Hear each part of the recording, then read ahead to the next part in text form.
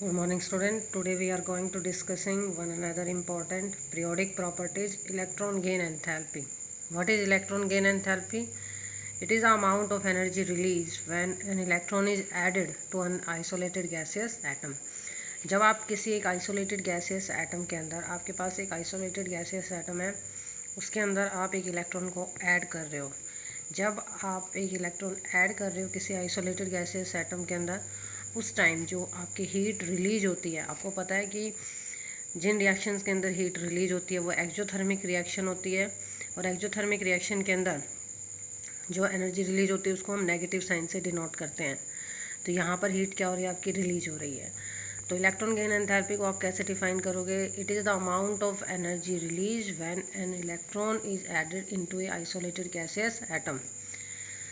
Now the factor on which electron gain enthalpy depend. First factor is the nuclear charge. Nuclear charge electron gain enthalpy जो है आपकी value जो है वो मोर negative हो जाएगी जैसे जैसे आपका न्यूक्लियर चार्ज इंक्रीज होगा। ऐसा क्यों होता है? क्योंकि अगर आपका न्यूक्लियर चार्ज बढ़ेगा तो जो अट्रैक्शन है इनकमिंग इलेक्ट्रॉन के लिए वो आपका क्या हो जाएगा, इंक्रीज हो जाएगा। अगर आपका, क्योंकि आपको पता है कि न्यूक्लियस जो होता है इलेक्ट्रॉन्स को अपनी तरफ क्या करता है, अट्रैक्ट करता है। ठीक है, न्यूक्लियस के अंदर आपका पॉजिटिव चार्ज होता है, अगर वही पॉजिटिव चार्ज आपका इंक्रीज हो जाएगा तो वो बहुत आसानी से इलेक्ट्रॉन्स को अपनी तरफ क्या करेगा, अट्रैक्ट करेगा। So as the nuclear charge increase, electron gain enthalpy energy become more and more negative. Second is size of atom. Electron gain enthalpy is inversely proportional to the size. If the size increase, आप देखिए अगर size आपका लगातार बढ़ता जाएगा तो अगर मान लीजिए आपका पास में है तो न्यूक्लियर चार्ज इफेक्ट क्या होगा, आपका ज़्यादा होगा यहाँ पर. ठीक है, क्योंकि अगर आपका साइज़ छोटा होता, मान लीजिए 3 सेल आपकी नहीं है, सिर्फ 2 ही सेल आपके इसके अंदर होती, के और एल, तो यहाँ पर इलेक्ट्रॉन्स जो है वो टाइटली आपके बाउंड अप होते, न्यूक्लियर चार्ज इफेक्ट आपका क्या होता, ज़्यादा होता. ठीक है, और इलेक्ट्रॉन को वो आसानी से अपनी तरफ खींचता. लेकिन जैसे जैसे आप देख रहे हो कि साइज़ आपका बढ़ता जा रहा है तो न्यूक्लियर चार्ज जो है, न्यूक्लियस का जो इफेक्ट है जो आउटर मोस्ट वैलेंस सेल के ऊपर, वो आपका कम हो जाएगा. न्यूक्लियर चार्ज इफेक्ट अगर आपका कम हो जाएगा तो वो इनकमिंग इलेक्ट्रॉन को उतनी आसानी से अट्रैक्ट नहीं कर पाएगा जितना कि एक स्मॉल रेडियाई वाला एटम उसको अट्रैक्ट कर सकता है. तो एज द साइज आपका इंक्रीज होता है तो इलेक्ट्रॉन गेन एंथैल्पी की वैल्यू जो है वो आपकी क्या हो जाती है, कम हो जाती है. अगर छोटा साइज होगा तो इलेक्ट्रॉन गेन एंथैल्पी की वैल्यू आपकी ज़्यादा होगी. Third is the electronic configuration. अगर आपका कोई भी एलिमेंट जिसका इलेक्ट्रॉनिक कन्फिग्रेशन आपका स्टेबल है, स्टेबल इलेक्ट्रॉनिक कन्फिग्रेशन कब होते हैं, या तो वो हाफ फिल्ड होते हैं या फिर वो फुल्ली फिल्ड होते हैं. तो आपको पता है कि जो स्टेबल इलेक्ट्रॉनिक कन्फिग्रेशन जो होते हैं आपके, वो कभी भी ना तो इलेक्ट्रॉन लेते हैं और ना ही देते हैं. तो उनकी एक टेंडेंसी नहीं होती इलेक्ट्रॉन को लेने की और देने की. तो इसलिए जिन आपके एलिमेंट्स का स्टेबल इलेक्ट्रॉनिक कन्फिग्रेशन है, they have less tendency to accept the electron, so less negative electron gain enthalpy value. अगर वो स्टेबल होंगे तो इलेक्ट्रॉन को लेंगे नहीं, लेते भी नहीं है और ना ही देते हैं, तो लेंगे नहीं, तो आपकी इलेक्ट्रॉन गेन एंथैल्पी की वैल्यू क्या हो जाएगी, आपकी कम हो जाएगी. Now we discuss about the trends. What will be the periodic trend and group trend.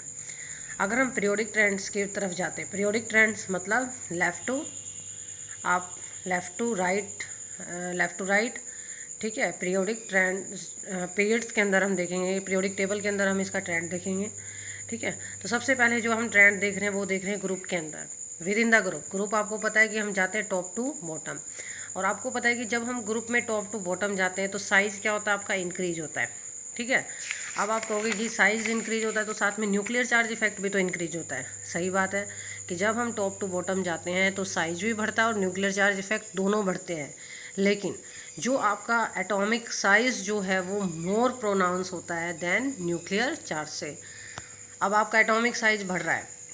ठीक है, तो अब मैंने आपको पीछे भी बताया था कि अगर आपका एटॉमिक साइज़ इंक्रीज होता है तो इलेक्ट्रॉन गेन एंथैल्पी की वैल्यू क्या होती है, आपकी डिक्रीज होती है. तो मैंने आपको एक बात बताई कि जब आप टॉप टू बॉटम जाते हो, as you move top to bottom, atomic radii की वैल्यू जो होती है आपकी क्या होती है, बढ़ती है. एटॉमिक रेडियाई की वैल्यू अगर बढ़ेगी तो इलेक्ट्रॉन गेन एंथैल्पी की वैल्यू आपकी क्या हो जाएगी, कम हो जाएगी. ठीक है, next is the trends along the periods. Periods मतलब लेफ़्ट टू राइट. जब आप लेफ़्ट टू राइट जा रहे हो तो क्या होगा, आपको पता है कि जब आप लेफ़्ट टू राइट जाते हो तो एटॉमिक साइज जो होता है वो कम हो जाता है और न्यूक्लियर चार्ज इफेक्ट क्या हो जाता है आपका, इंक्रीज हो जाता है। और दोनों के दोनों फैक्टर आप देख रहे हो कि अट्रैक्शन को क्या कर रहे हैं, इंक्रीज कर रहे हैं। किसके लिए? For incoming electron. तो आप जैसे लेफ़्ट टू राइट मूव करते हो तो न्यूक्लियर चार्ज इफेक्ट क्या होता है आपका, इंक्रीज होता है। एटॉमिक रेडियस क्या होती है, डिक्रीज होती है। ठीक है, तो जिससे क्या होगा, और दोनों ही फैक्टर फेवर कर रहे हैं इलेक्ट्रॉन के अट्रैक्शन के लिए, जिससे क्या होगा, आपकी इलेक्ट्रॉन गेन एंथैल्पी की वैल्यू जो होगी वो क्या हो जाएगी आपकी, मोर नेगेटिव हो जाएगी। Now there are some important trends in electron gain enthalpy. कुछ एक इम्पॉर्टेंट टर्म्स हम पढ़ रहे हैं, ठीक है, जो एग्जाम पॉइंट ऑफ व्यू से भी आपके बहुत इंपॉर्टेंट है। First, halogen have the highest negative electron gain enthalpy value. सही बात है कि हैलोजन की जो वैल्यू जो होती है इलेक्ट्रॉन गेन एंथैल्पी की, वो सबसे ज़्यादा होती है। क्यों होती है सबसे ज़्यादा? आपको पता है कि हैलोजन का जो आउटर मोस्ट कन्फिग्रेशन जो होता है वो क्या होता है, NS2Np5 होता है। आप फ्लोरीन का लिख के देखिए, क्लोरीन का लिख के देखिए, ब्रोमीन का लिख के देखिए, तो आपको पता है इनका लास्ट जो इलेक्ट्रॉनिक कन्फिग्रेशन जो होता है वो क्या होता है, NS2Np5। अब आप देखिए कि इसको सिर्फ एक ही इलेक्ट्रॉन की ज़रूरत है अपने आप को स्टेबल कन्फिग्रेशन बनाने के लिए। तो ये आसानी से एक इलेक्ट्रॉन लेगा, आसानी से इलेक्ट्रॉन लेगा, तो इसकी इलेक्ट्रॉन गेन एंथैल्पी की वैल्यू जो होगी वो भी क्या होगी आपकी, ज़्यादा होगी। ठीक है, अब हमने एक तो क्वेश्चन यहाँ बनता है कि जो सबसे ज़्यादा आपकी वैल्यू क्यों होती है, हैलोजन ग्रुप की सबसे ज़्यादा नेगेटिव क्यों होती है, एक तो क्वेश्चन आपसे ये पूछा जाएगा। तो इसका आंसर तो आपका यही रहेगा क्योंकि इनका जो आउटर इलेक्ट्रॉनिक कन्फिग्रेशन जो है उसको स्टेबल बनाने के लिए सिर्फ एक इलेक्ट्रॉन की ज़रूरत होती है, तो वो जल्दी से उस इलेक्ट्रॉन को क्या करता है, अपनी तरफ अट्रैक्ट करता है। लेकिन यहाँ पर कुछ एक्सेप्शन है। यहाँ पर हम जैसा कि हमने पीछे पढ़ा था कि जब हम टॉप टू बॉटम जाते हैं, फ्लोरीन, क्लोरीन, ब्रोमीन, आयोडीन, तो नीचे की तरफ जब हम जाते हैं तो इलेक्ट्रॉन गेन एंथैल्पी की वैल्यू आपकी कम हो जाती है, लेस नेगेटिव हो जाती है। लेकिन यहाँ पर एक एक्सेप्शन है। अगर फ्लोरीन और क्लोरीन को अगर हम देखें तो सब आपकी कम किसकी होनी चाहिए थी? अगर हम फ्लोरीन और क्लोरीन को देखते हैं तो आपकी कम किसकी होनी चाहिए थी? क्लोरीन की। और फ्लोरीन की क्या होनी चाहिए थी? ज़्यादा होनी चाहिए थी। लेकिन यहाँ पर एक एक्सेप्शन है। यहाँ पर फ्लोरीन की जो इलेक्ट्रॉन गेन एंथैल्पी की वैल्यू है वो कम है और क्लोरीन की आपकी क्या है, यहाँ पर ज़्यादा है। इसका कारण क्या है? ये एग्जाम में ये क्वेश्चन हमेशा आता रहता है। ये ग्राफ भी आपको दिखाया गया है। इस ग्राफ के अंदर आप देख रहे हो कि हमने fluorine, chlorine, bromine, iodine elements को यहाँ पर अरेंज किया हुआ है और यहाँ नीचे एटॉमिक नंबर लिखे हुए हैं, साइड में इलेक्ट्रॉन गेन एंथैल्पी हमने लिखा हुआ है। तो आप देख रहे हो कि फ्लोरीन की जो वैल्यू है, इलेक्ट्रॉन गेन एंथैल्पी की वैल्यू क्लोरीन के कंपेयर में क्या है आपकी, कम है। बाकी तो सेम ट्रेंड चलता है, लेकिन इन दोनों के अंदर एक्सेप्शन है। होना तो क्या चाहिए था कि फ्लोरीन की ज़्यादा होनी चाहिए थी और क्लोरीन की क्या होनी चाहिए थी, कम होनी चाहिए थी। लेकिन हुआ क्या कि क्लोरीन की आपकी क्या निकली, आपकी ज़्यादा निकली और फ्लोरीन की क्या निकली, आपकी कम। तो इसका कारण क्या है कि आउट ऑफ दोनों, अगर हम दोनों को कंपेयर करें तो क्लोरीन की आपकी ज़्यादा इलेक्ट्रॉन गेन एंथैल्पी की वैल्यू है। इसका कारण क्या है? साइज़। जो साइज़ है फ्लोरीन एटम का वो बहुत छोटा है। छोटा साइज होने की वजह से इनकमिंग इलेक्ट्रॉन के बीच में और जो उसके पहले से ही उसके पास 2p के अंदर जो इलेक्ट्रॉन है, ठीक है, आप देखिए फ्लोरीन का जो साइज़ है वो छोटा है।